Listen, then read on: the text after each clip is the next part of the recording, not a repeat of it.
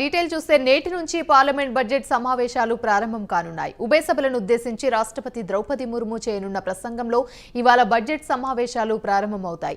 అనంతరం ఆర్థిక సర్వేను ఉభయ సభలో ప్రవేశపెడతారు. కేంద్ర ఆర్థిక మంత్రి సీతారామన్ ఫిబ్రవరి 1న వార్షిక బడ్జెట్ను సభ ముందుంచనున్నారు. ఇక బడ్జెట్ తొలి విడత సమావేశాలు ఫిబ్రవరి 14 వరకు జరగనుండగా రెండో విడత సమావేశాల కోసం ఉభయ సభలు మార్చి 12న భేటీ కానున్నాయి. మొత్తంగా ఏప్రిల్ 6 వరకు సమావేశాలు జరుగుతాయి. ఈ సమావేశాల్లో 27 సార్లు ఉభయ సభలు భేటీ కానున్నాయి. ఈ సెషన్లో 36 బిల్లులను ఆమోదింపజేసుకోవాలని ప్రభుత్వం భావిస్తోంది.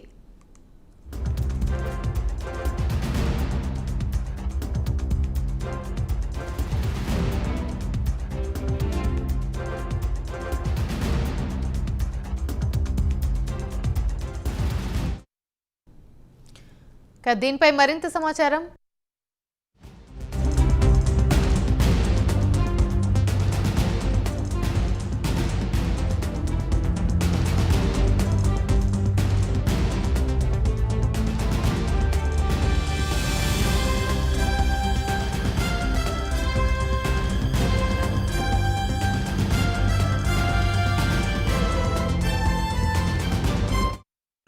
నేటి నుంచి పార్లమెంట్ బడ్జెట్ సమావేశాలు ప్రారంభం కానున్నాయి. ఉభయ సభలను ఉద్దేశించి రాష్ట్రపతి ద్రౌపది ముర్ము చేయనున్న ప్రసంగంతో ఇవాళ బడ్జెట్ సమావేశాలు ప్రారంభమవుతాయి.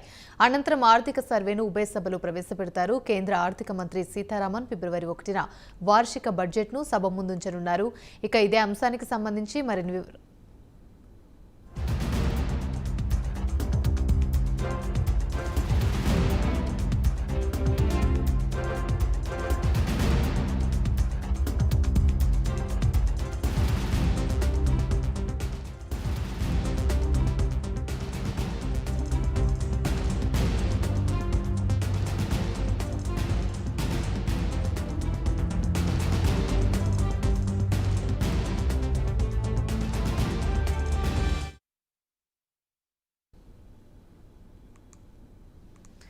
నేటి నుంచి పార్లమెంట్ బడ్జెట్ సమావేశాలు అయితే ప్రారంభం కానున్నాయి. ఇక ఇదే అంశానికి సంబంధించి మరిన్ని వివరాలు అందించడానికి ఢిల్లీ నుండి మా ప్రతినిధి శివ లైవ్ లో సిద్ధంగా ఉన్నారు.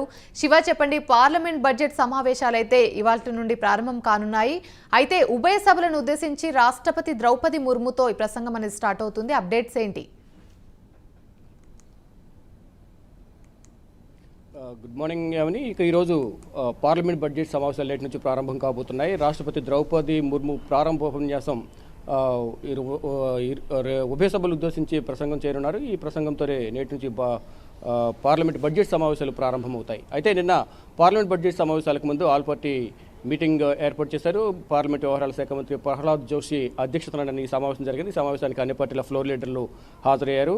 అయితే ఈ పార్లమెంటు బడ్జెట్ సమావేశాలకు ముందు ప్రతి బడ్జెట్కి ముందు అన్ని పార్టీలను అఖిలపక్ష మీటింగ్ ఏర్పాటు చేయడం డైలీ జరిగే రొటీన్లో భాగమే. అయితే నిన్న జరిగిన సమావేశంలో ప్రతిపక్షాలు కొన్ని ప్రశ్నలు లేవనెత్తాయి. ఇటు వైసీపీ సంబంధించి విజయసాయిరెడ్డి కానీ ఇటు బీఆర్ఎస్ సంబంధించిన ఎంపీలందరూ కూడా నిన్న కొన్ని ప్రశ్నలు లేవనెత్తారు. దానిపై ఈరోజు పార్లమెంట్లో బడ్జెట్లో ఈ ప్రసంగం అనంతరం ఈ ప్రశ్నోత్తరాల సమయం ఉంటుంది కాబట్టి ఆ సమయంలో ఈ ప్రశ్నలపై సమాధానం చెప్పాల్సి ఉంటుంది. మొత్తంగా చూసుకుంటే ఈరోజు పార్లమెంటు బడ్జెట్ సమావేశాలకు ముందు రాష్ట్రపతి ద్రౌపది ముర్ము ప్రసంగం ఉంటుంది. అయితే ఈ ప్రసంగానికి Aam Aadmi party, BRS party రెండు పార్టీలు కూడా బహిష్కరించాయి. అంటే ప్రభుత్వం అనుసరిస్తున్న వ్యతిరేక విధానాలకు వాళ్ళు ప్రభుత్వ విధానాలను వ్యతిరేకిస్తూ దానిలో భాగంగానే రాష్ట్రపతి ద్రౌపది ముర్ము ప్రసంగాన్ని బహిష్కరిస్తున్నట్లు కూడా నిన్న తెలియజేశారు. ఈరోజు మధ్యాహ్నం 12:30 పార్లమెంటు భవనం దగ్గర వాళ్ళు మీడియాతో మాట్లాడనున్నారు. అయితే ఈరోజు ద్రౌపది ముర్ము ప్రసంగం అనంతరం రేపు కేంద్ర మంత్రి నిర్మలా సీతారామన్ బడ్జెట్ను ప్రవేశపెడతారు. 2023-24 సంవత్సరాలకు సంబంధించి ఆర్థిక సర్వేను కూడా పార్లమెంటు ఉభయ సభలో ప్రవేశపెట్టనున్నారు. అయితే ముందు లోక్సభలో ఆర్థిక బడ్జెట్ను ప్రవేశపెట్టిన తర్వాత రాజ్యసభలో నిర్మలా సీతారామన్ ఈ బడ్జెట్ను రాజ్యసభలో ప్రవేశపెడతారు.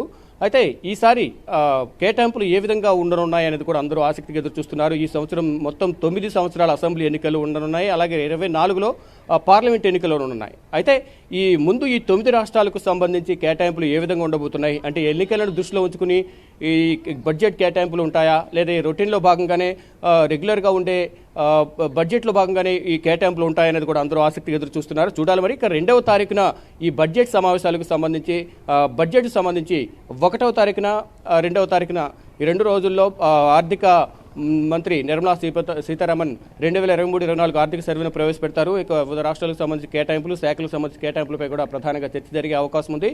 అయితే ముందుగా ఈ ద్రౌపది ముర్ము ప్రసంగం అనంతరం 2వ తేదీన ధన్యవాద తీర్మానం ఉంటుంది. ప్రధాని నరేంద్ర మోడీ కూడా ధన్యవాద తీర్మానం తెలుపుతూ 2 రోజులు ప్రసంగిస్తున్నారు. అయితే ఈ మధ్యకాలంలో చనిపోయిన వారు ఎవరైతే ఉన్నారో వారందరికీ కూడా పార్లమెంట్ ఉభయ సభలు సంతాపం తెలుపనున్నాయి.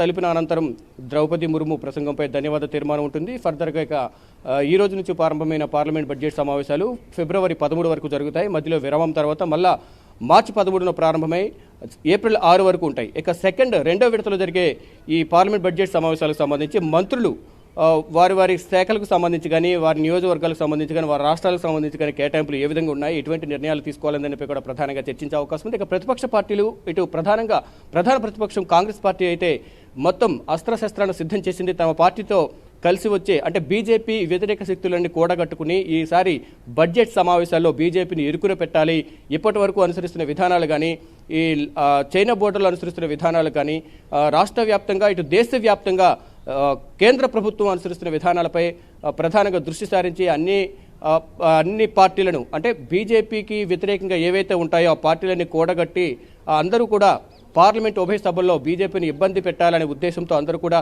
ఒక నిర్ణయానికి వచ్చారు. ఆ నేపథ్యంలోనే నిన్న అఖిలపక్ష సమావేశంలో కొన్ని ప్రశ్నలు లేవనెత్తారు.